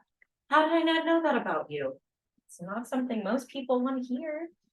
Besides, she was 41 in 1921. She'd already raised a family. I have two brothers who are 20 years older. It was a total mistake. A surprise at 41. And I was the death of her. I'm sorry for your loss, Lydia. It was a long time ago. But I've dreamed of having a big family since I was a kid. I do not need to go off on my own by myself to prove anything to anyone. And what about your degree? Just gonna waste it? I just said I want to write. I can win a Pulitzer in journalism writing on my back porch. I can protest and change things right here in Milwaukee. I do not have to travel to Egypt to do it. Just the thought of traipsing through the desert sands by myself gives me palpitations. I can kiss my sweetie and tuck my little ones, all 6.5 of them, in bed at night and still change the world. Okay, good, you don't flip your wig, but I've got a lot more on my mind than home economics and decorating. We wouldn't be in this mess if there were more women at the table, and I do not mean the dinner table. She throws the newspaper into the air. As the pages settle down, it opens to the photos of the Allied leaders. She bends down and scans through the photos. Look at this. All these wealthy old men making all the decisions. Roosevelt, Churchill, Stalin, Chiang Kai-shek. Audie Murphy isn't old. Don't be fresh, Verna. You know what I'm talking about. There wasn't one woman in the room. Not one woman was ever instrumental in bringing any war to an end. Well, there were those who helped. There were the girls of Bletchley Park who cracked the code. Here come Marge. Yeah. Okay. Yes, but then they used them for their intelligence and sent them back home when they were done with them. They weren't instrumental in any decisions. Name one woman who was in any room where anything actually happened. Right here, crickets? Ribbit. Ribbit. Well, what can we do about it? We will have our degrees. That's what we can do about it. Use them on your porch if you must, but don't let anyone stop you. There are 5 of us here with the brain power of unimaginable strength and creativity. Don't underestimate what we can do if we don't give up. The time is now. The door is open. We need to run through it as fast as we can before the boys figure out what we're doing. You know they'll try to exclude us at every turn. They've still got all the power, all the money, and they don't seem particularly keen on sharing it. In fact, we've all been ordered to go back home because our sacrifices would be needed only for the duration. Now we're being accused of taking jobs away from the men. Well, I can sort of see that. It's your funeral, Lydia. I, for one, am joining the military, Women's Army Corps, WAC for short. There's a place there for a girl like me. What do you mean, girl like you? Oh, come on, Carolyn, open your eyes. You know exactly what I mean. Do I have to say it out loud? I will. I'm damn ready to. The Army wants girls like me. They think we'll make excellent military material. Shoot, they don't call me Rosie the Riveter's twin for nothing. Okay, girls, let's get back to what we've been saying. Whether we stay at home or go out to the field, with these degrees, we can all pave new paths for women, continue to break down barriers, speak our truth, and definitely work to make the world a better place for everyone. We're gonna sneak in the back door and surprise the jabbers out of them. They will not see us coming because they are not looking for us. Who takes women seriously? We'll create a world for ourselves, for our daughters or granddaughters and all future generations of women who come after us. It may take another 25 years, 50 even. Let's make a vow right here under the sacred dome to ensure that there is a woman at the table where all important decisions are made. That's the goal. How are you going to do that? With this vow, we are creating a secret sisterhood right here at Lux University. I mean, a secret society like Skull and Bones at Yale? Why not? Only instead of the brotherhood of death, we can be the sisterhood for a brighter future. I need details. Let's think about this. Secret society dedicated to the idea of complete freedom and intellectual advancement for women. Those are big ideas. It's 1945. The war is over. It's time for big ideas. Sisterhood committed to higher education, helping each other achieve in all fields, medicine, art, science, business, and getting women positioned where important decisions are being made. How many do we allow into this secret sisterhood? Well, there are 5 of us on scholarships. Maybe we stick to 5. A manageable number to ensure it's kept secret. But they have to be the best of the best Lux has to offer. best in science, engineering, journalism, math, art, all of them. Okay, good. 5 brilliant women, all working in secret under cover of night, dedicated to this mission. And from our perch in this old astronomy lab, we will watch over the college and beyond. I told you this was a mysterious and sacred space. Look how we're being inspired by it. What should we call it?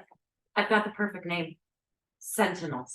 I love that. Yes, to stand sentinel. With this name, we are honoring those brave suffragettes, the ones who won the vote for the rest of us, the silent sentinels. Here's to Alice Paul and Lucy Burns. Alice Paul and Lucy Burns. Who's Alice Paul and Lucy Burns? Not that up on women's history, Amber?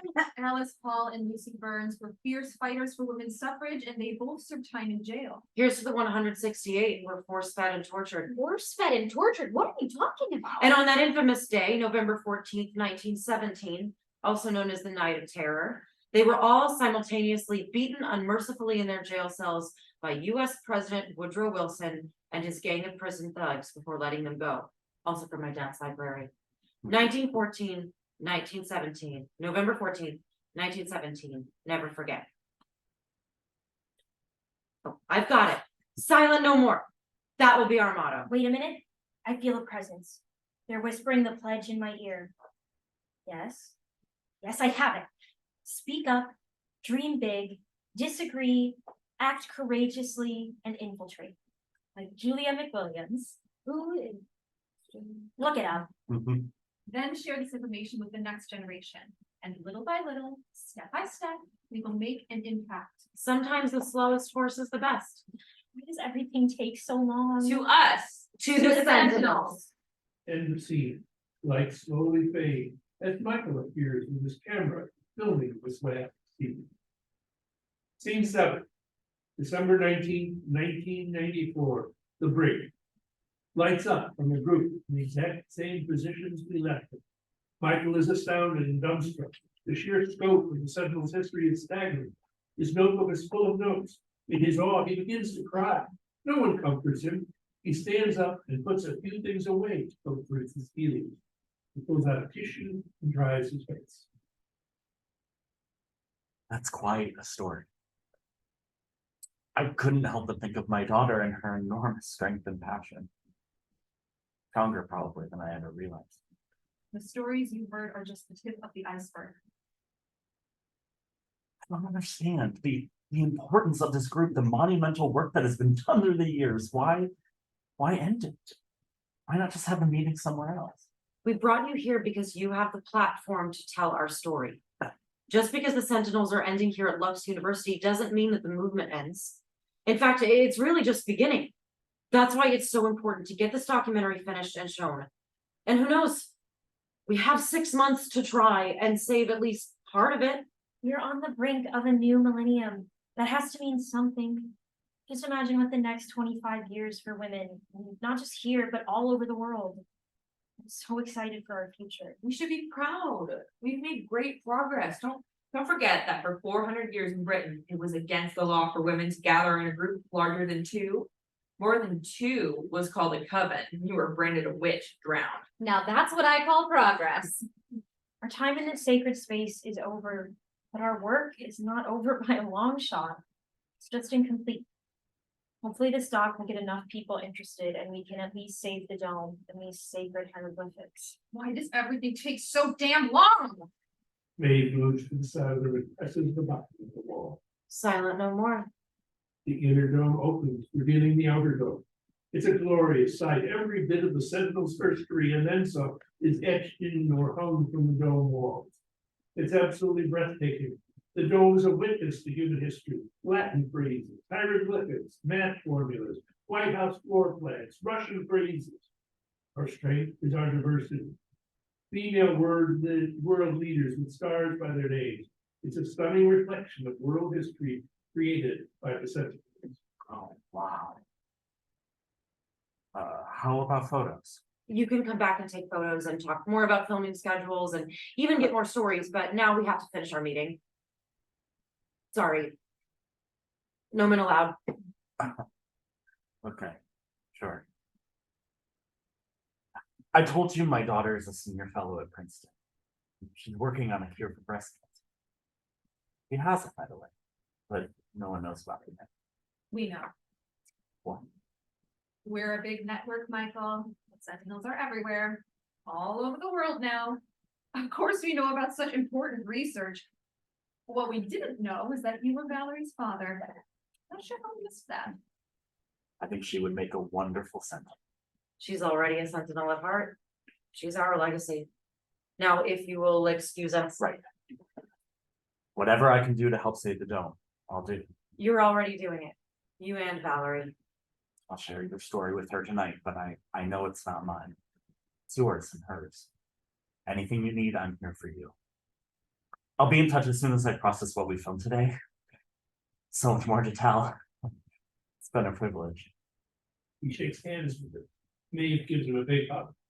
Silent no more. Yes. Grace begins to sing a simple melody, what we recognize now as the Sentinel's theme song that is played between each of the scenes. One by one, the others join in, singing louder and fuller until it's a complete chorus. Suddenly, names and photos start to fade in and around the room. They are past Sentinels, or women who worked with them, or benefited from them. Banazar Bhutto, Marian Anderson, Sandra Day O'Connor. The Sentinels take their seat at the circular table. I now declare the final meeting of the Sentinels at Lux University, December 19th, 1999, adjourned. We made a difference, didn't we? Of course we did. How can you even add? We moved the needle. If we can't move it, we've got a chance. Onward and upward, Sentinels. I don't know.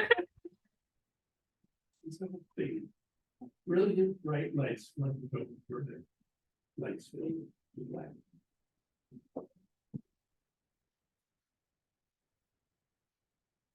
Thank you guys, really, thank you. Thank you. Let's take a 3-minute toilet break.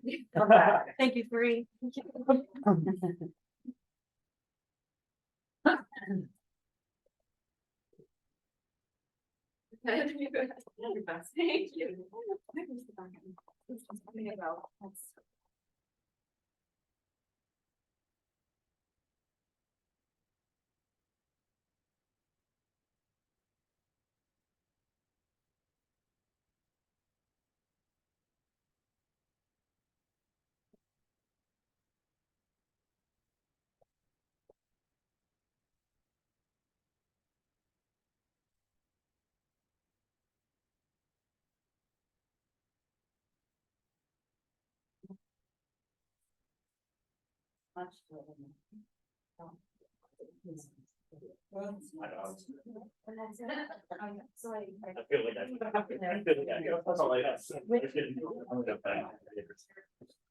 Hey, oh, that's what, sounds like a wedding. Yeah. And one yesterday morning was from up like a year ago, and then there was a nice photo, yeah. So I know that. Anyway. Yeah. Okay.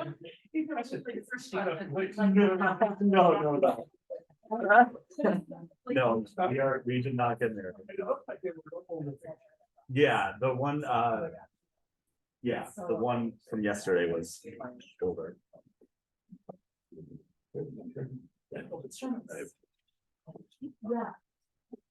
I think I should just close this now.